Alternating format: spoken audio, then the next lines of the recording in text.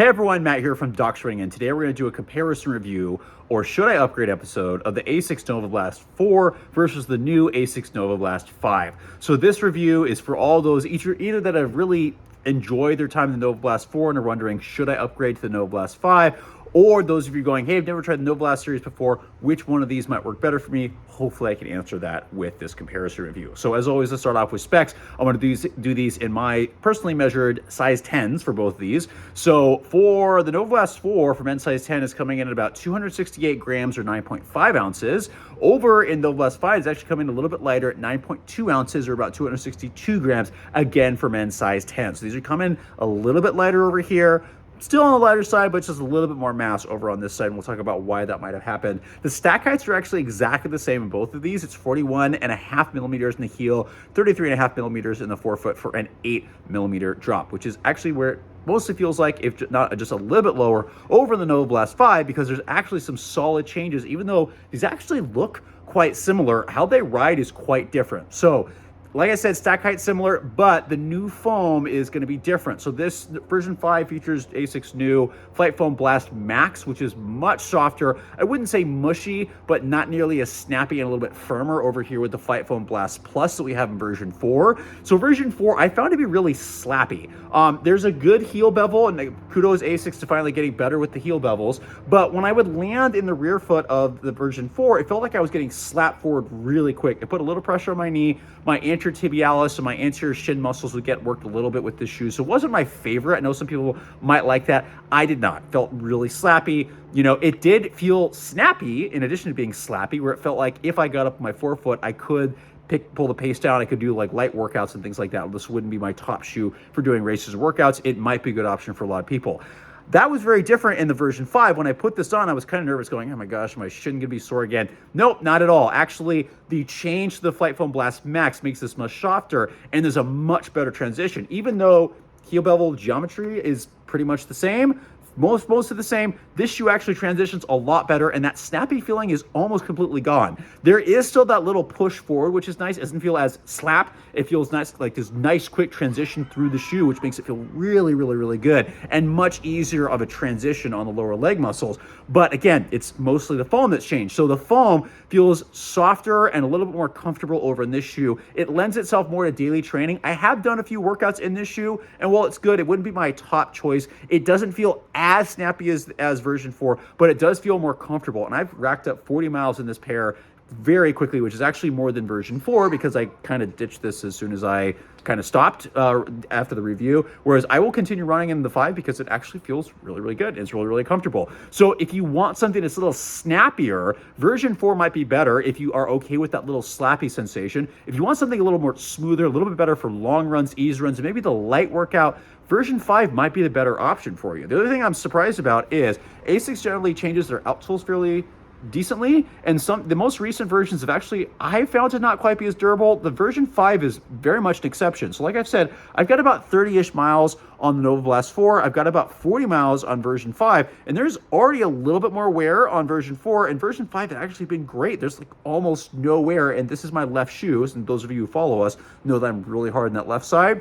No wear. Great. Doing really, really well. I've been really, really hard on this shoe. So durability is definitely improved, and the traction's better. It is fall, winter in the Northwest. We have a lot of leaves on the ground. The ground's a little bit more wet. Those leaves are decomposing, and they're a little slippery. Version 4 slips just a little bit. Not terrible, but also not great. Version 5, this outsole has been great. It hugs the ground really, really nicely, and I haven't had any issues. So if you want a little bit better traction, version 5 is going to be a little bit better. Now, everybody's asking about the trampoline thing that's being advertised.